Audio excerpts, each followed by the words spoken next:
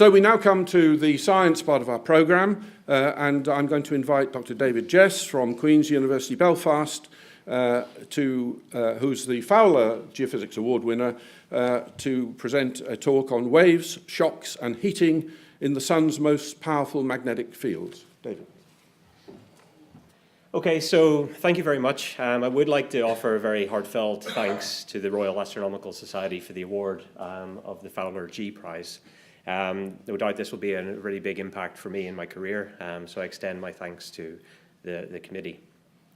So of course my interest lies at the heart of our nearest stellar body, that of the Sun. And what I'm particularly interested in is how phenomena that are relatively small scale and exist at the surface of the photosphere, how that becomes dynamic, really powerful and energetic as it propagates and moves upwards through the Sun's atmosphere. So what I'm going to be talking about is features that we see regularly, unfortunately not at the minute due to the period in the solar cycle, but those related to sunspot structures. Now, sunspots themselves are by no means a relatively new phenomena on the Sun. There's evidence that Chinese astronomers that were looking at the stellar bodies back in 800 BC provided evidence in the existence of sunspots. However, real sort of scientific observations of sunspots really came to the forefront in the advent of the telescope.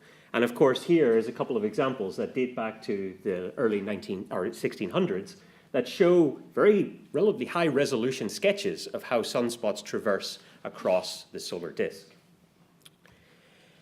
But what was really important was the discovery of how sunspots are very powerfully magnetic. And what I mean by this is, of course, the theory of Zeeman splitting, so how the actual spectral observations of a sunspot can actually start to show splitting in the lines, revealing their underlying magnetic power. So on the bottom here is actually one of the original from Hale in 1908 spectra. Now it's very difficult to see, but if you look at the bottom one, there's a couple of absorption spectral lines. Then at the top, you might be able to notice that certain spectral lines exhibit a little bit of increased broadening. And this was really a first observational proof that there is Zeeman splitting and indeed magnetic fields associated with these solar features. Now, of course, with modern instrumentation, better high-resolution telescopes, etc., we can, of course, take this into a much more well-defined characteristics, where now we can see very broad splitting of these component lines. However, for the purposes of my work, what I find really of interest is the fact that no two sunspots are alike. And I find that a really compelling case to really push discovery and indeed observations further. Because, as I'm sure many theorists would like it if sunspots were nice cylindrical objects that don't vary from one to the next. But for me, what makes it really challenging is trying to see phenomena that is universal and ubiquitous across all sunspots, but yet occupies and are displayed in vastly different shapes and sizes and structures. And to put that into context, here is just an example, sort of the scale version of the Earth. So we can see that these are monstrously sized features. Now, of course, in terms of field strengths, we're getting around about 0.6 Tesla, so it doesn't sound a lot compared to some of the more modern MRI machines that we have in hospitals. But whenever you see the size, the sheer scale that these structures exhibit these field strengths on becomes a really powerful force. Now, the important thing is that whenever we look at high-resolution observations of a sunspot, we can see that the magnetic fields that come out of these dark umbral features are very vertical in the photosphere. And as you move away from the sunspot, they gradually begin to open up. And this is part of the reason why we see a lot of dynamics coming from these structures. And that is what I'll come on to next. But of course, for my particular area of interest, I'm interested in the wave phenomena. So inside the Sun, we have these ubiquitous P-mode oscillations that can be channeled upwards through the magnetic field lines in sunspots. So of course, what I'm really interested in is how the magnetic field guides these oscillations, and ultimately how the wave power, how the flux of these waves can eventually be converted into some recognizable phenomena, i.e. heating of the solar atmosphere. So in terms of observations, I'm going to show a vast assortment of different data sets that I've acquired over the years, but many of them come from this telescope in the Sacramento Peak Mountains in the United States. This is the Dunn Solar Telescope, And what I particularly like about the Dunn Solar Telescope is it has an incredibly large optical bench, which allows for a real hands-on approach to setting up instrumentation.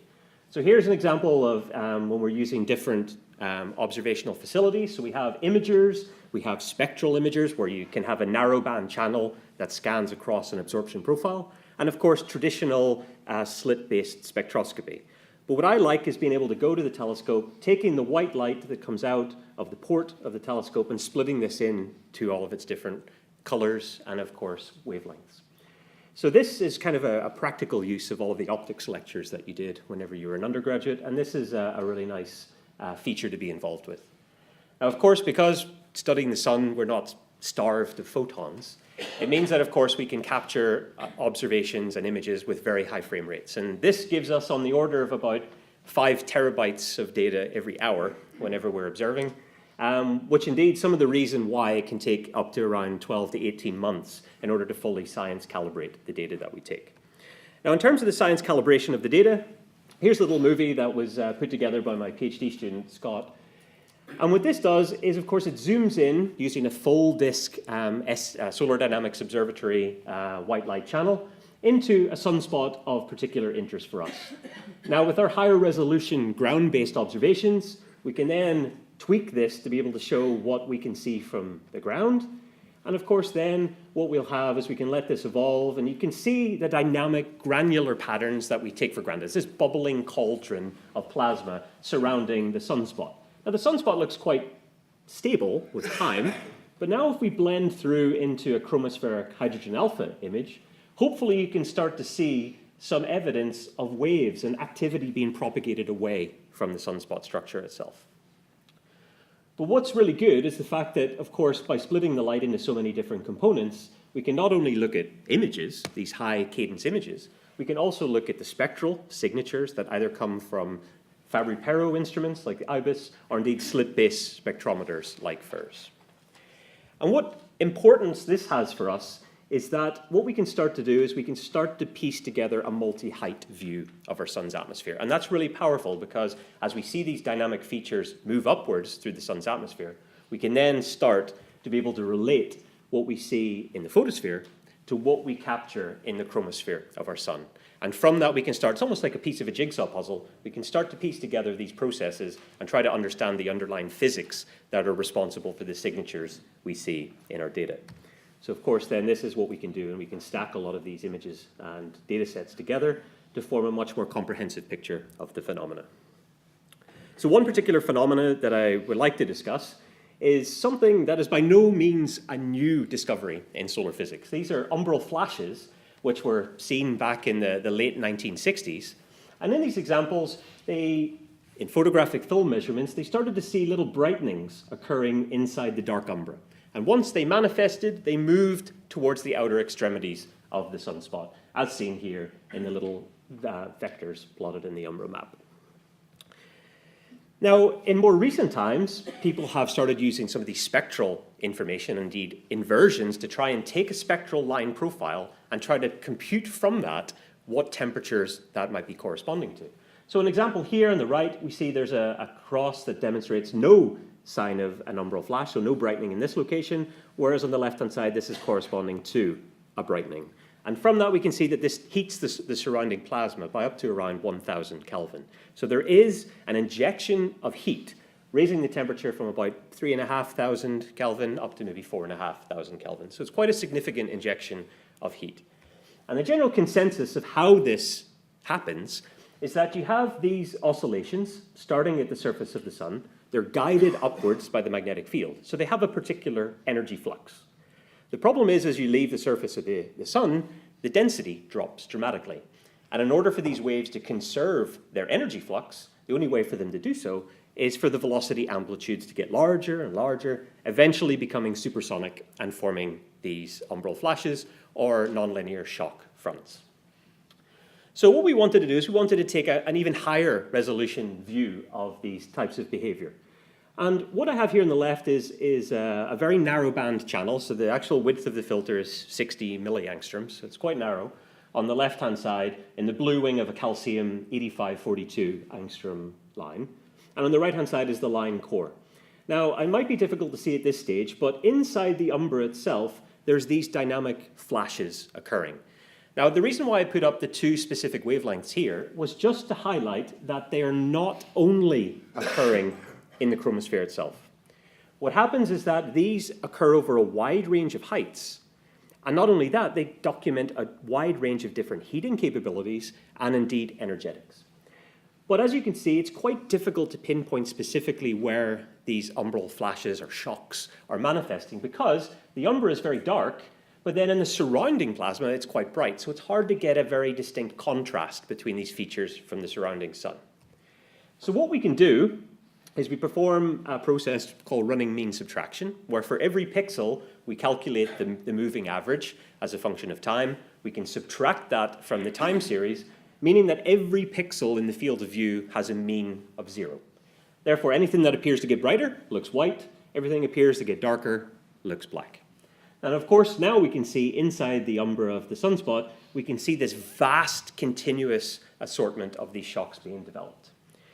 And because they're so bright, and because we want to track just the initial punch, if you will, of the thermalization of these nonlinear wavefronts, we can place a very high significance to tracing these brightest of features. So here in this case, it's about a 12 sigma deviation above the background. So we're tracking the brightest impulsive stages of these flashes. And of course, we can place these back on top of the original maps, and it gives you sort of a flavor of where they're occurring and how indeed they're moving once they form into these shocks. So some of the work that we've done in the last year to really examine this further is we've tried to make a diagram that basically shows us a scatter plot of where these events occur. And what we have here is, of course, events that are occurring at the very center of the sunspot, so highlighted in blue, are of course where the fields are the strongest and they're the most vertical. That's what one would expect. Then, of course, as you go to further and further distances from the center of the sunspot, so going through the colors of pink, red, green, we can see that gradually these begin to correspond to regions that have weaker field strengths and more inclined fields towards the edges of the sunspot. So this is not unexpected. This would typically be what we would expect to see in the sunspots. However, what we then did is we decided to make just a standard histogram of the occurrences of these features. And of course, right here, we have the dominant components of these traditional umbral flashes, with this conversion of acoustic type energy into shock waves. But what interested us was the fact that over here, where the fields are very inclined and relatively weak, we also noticed a very strong component of where there's a high occurrence of these nonlinear shock fronts. And this sort of interested in what is there difference in the physical mechanism responsible for these? And that is what we, of course, tried to look at further over the last couple of years. So one thing is, of course, what we wanted to do is we wanted to see, is the actual plasma parameters, is the actual makeup of the sun different in these locations compared to with what you might have in the center of the sunspot? So how we did this is we had to turn our attention to our spectroscopy, and we had to look at inversions.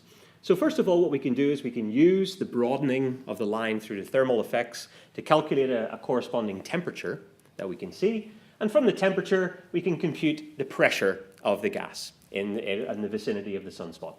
And as one might expect, because the strong concentration of the magnetic field lines inhibits convective turnover and therefore drops the temperature. So inside the sunspot itself, you have a relatively low gas pressure. However, on the other side is, of course, if we have our spectropolarimetric observations, so we're looking at our full Stokes vectors, from these we can invert those to calculate the magnetic field, and as a result calculate the magnetic pressure. How strong is this magnetic pressure inside the sunspot? And as one would expect, we see a really heightened magnetic pressure inside the strongest concentrations of the magnetic field. Now, of what's particular interest for us is being able to see approximately where the magnetic pressure is equal to the plasma pressure. Because in this regime, which is typically called the beta equal 1 region, is where you can get interchanging of the energies between different wave modes. And what we can do is we looked for where they are approximately equal to 1, where there's a balance between the magnetic pressure and the gas pressure. And we found that this sort of created an annulus, if you will, almost around the outer extremities of the sunspot umbral core. But thankfully, because we had multi-wavelength observations, we could do this not only for one height, but we can, of course, make it into a multitude of heights. We can trace this magnetic plasma beta value as a function of atmospheric height. So one other thing that we can see is then from this region, any wave activity that might be occurring inside these contours may be prone to the conversion between a variety of different wave modes. Wave modes like the sort of magnetoacoustic stands, and indeed under things even Alfvén waves. But one other component, of course, with spectroscopy that we have at our disposal is we can look at velocities, Doppler shifts of the line.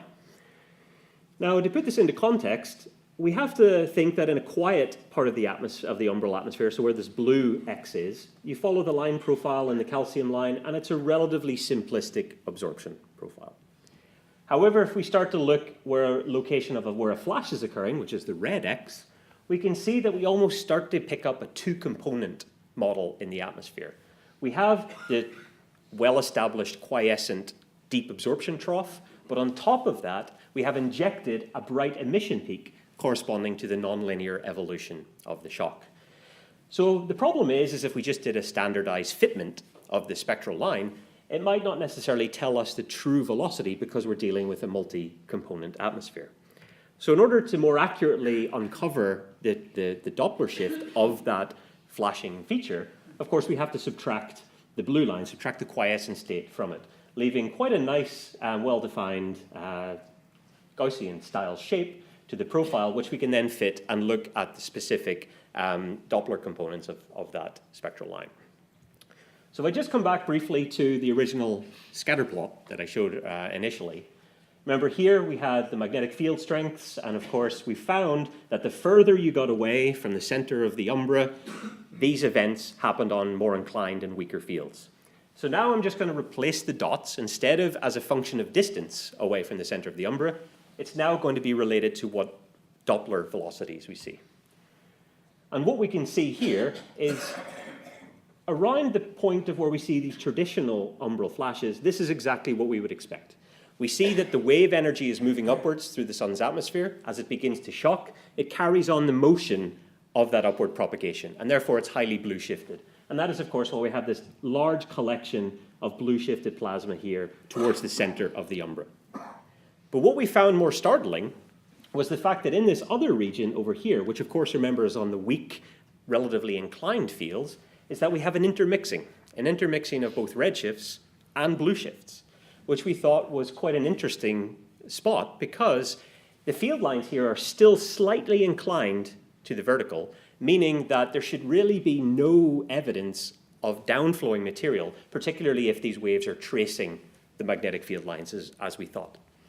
So what we thought is, because of course we're dealing with this close to the region of the beta equal 1, where there could be mode conversion, we thought, well, can we perhaps check this hypothesis a little bit further? So from our inversions, we're able to compute what the density of the solar atmosphere is, and of course what the magnetic field is. And from this, it becomes quite simple to predict what the Alfvén speed is going to be. Now, the thought process is that as these waves, of course, as they propagate through this elusive beta equal 1 region, they can constantly transform backwards and forwards between one because a lot of the parameters of these waves are very similar. And as a result, there can be some form of resonant amplification in these regions. So what we decided to do is we decided to look and see, well, as the shocks are developing, what is the local plasma doing at that particular moment in time? Now remember, these are highly inclined fields, and highly inclined fields mean that the traditional form of these shocks can't necessarily occur, because whenever we were forming the traditional form of shocks, we needed the density to be changing with height, and that's of course why the velocity amplitude needed to get bigger. Whereas in this region, when they're heavily inclined, it means that they're almost relatively constant density, so therefore there's no real reason for these waves to form into shocks. So what we decided to do instead is we decided to take the map of Alfvén speed, which is of course very similar to the map I showed previously of the magnetic pressure. And from this, we just differentiated it into 2 dimensions. And we came up here with essentially a map that reveals the Alfvén speed gradient. So this is how quickly the Alfvén speed is changing as a function of distance. And what we found was These contours here, the green contours, are the region where we predicted this beta equal 1, this mode conversion region to manifest. And of course, this also corresponds to where we see the strongest deceleration of any potential Alfvén waves. So this then might have given us an indication that there can be mode conversion between a variety of the different waves, but also there can be some steepening type effect caused by this rapid change in the speed. So a very quick back-of-the-envelope calculation meant that we could work out that the energy was, for these particular waves, was on the order of about 10 kilowatts per meter squared. Now, of course, this is just a back-of-the-envelope calculation, but when you compare that to what type of wave energies are expected to exist in sunspots, they're on the order of about 20 kilowatts per meter squared. So they're not vastly in excess of what we would expect, and in fact, it's about 50% of what typically leaves the surface of the sun. Now, we've already seen from today's discussion meeting that in the solar atmosphere, particularly low down, where we're dealing with these relatively smaller, weaker temperatures, that there might not be 100% ionization, and therefore some of that wave energy, as it begins to shock and dissipate, can go into the ionization properties of the plasma. And this, of course, is something that really needs to be investigated further. So what sort of implications does this have for us in the field over the next couple of years? Well, the sunspot that we studied in this test had a relatively weak magnetic field, meaning that, of course, the magnetic pressure was quite small. And that brought this mode conversion region in to the darkest part of the umbral perimeter. But here's another example of a very strong sunspot where this beta equal 1 region is pushed to the outer extremities of the penumbra, so almost right into the quiet sun. And this then begins to ask the question, well, were we just lucky that we saw these nonlinear shock fronts developing because they were superimposed against the very dark sunspot umbra? If they are indeed occurring further out where the background brightness is very strong, can we somehow be able to detect this? And of course, the key thing in order to detect these types of flashes and shocks is that we need very high resolution spectroscopy to be able to detect these regions, to be able to do accurate inversions, and also to be able to calculate accurate Doppler velocities. Now, of course, the problem is with a traditional slit-based spectrograph, if you wanted to raster, you have to physically move the slit as you go across the sunspot. And this is unfortunately a slow process and doesn't really give you the dynamic flavors of what is happening in the sun. So what we're actually working on at the minute is something that the nighttime astronomy community has been doing for a while, and that is, of course, building a fiber-fed spectrograph. So now, of course, what we're doing is we're extracting portions from a two-dimensional window on the surface of the sun rather than a traditional slit. And if we extract these bits of information, we can feed those down into a fiber, into a particular slit. Then, of course, we can extract two-dimensional high-resolution spectroscopy. But again, with the engineering challenges responsible for this, is if we want to maintain diffraction-limited resolution in the sun. So we're talking about pixel sizes of about 75 kilometers. If we want to do that, we have to use 40 micron fibers, so thinner than a human hair. And that means that our initial prototype that we're building, 20 by 20 fibers, so 400 fibers, has an array size of 1 square millimeter. So it's very, very, very small for us to try and get this high resolution that we're needing.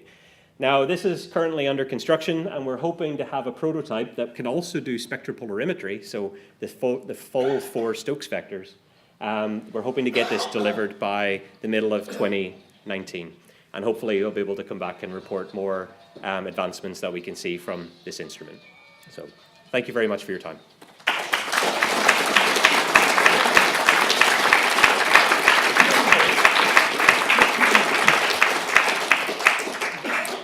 That was really great. Thank you. Open for questions. You stunned everybody. Yes. Thought I was getting off lightly. Thanks very much, David. Sorry, this is a slightly technical question, Okay. but the thing you did where you subtracted the normal absorption profile from the overall line profile and then worked with the bit that's left, Yeah. is that tantamount to saying that the bit that's left is optically thin? And is that a good approximation?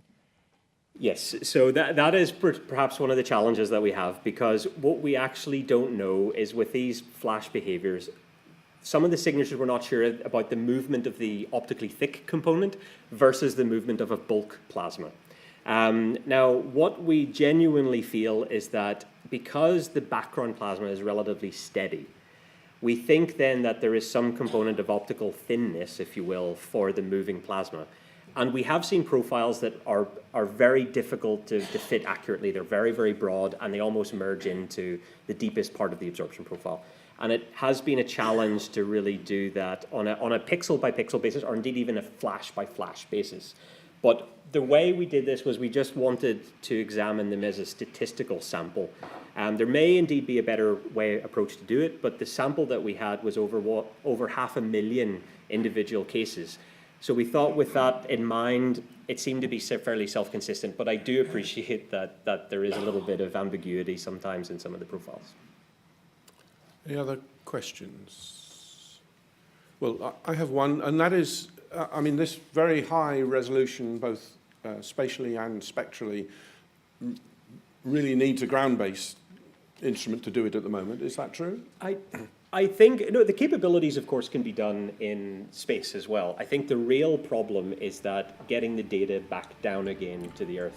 I think trying to achieve 5 terabytes per hour is going to be impossible unless we can have a big Ethernet cable up to the spacecraft. So I think that is really the problem that we're going to have. But hopefully, yeah, in the future, that we might have other ways of solving that. If there are no more questions, David, thanks. That was a great talk. Thank you.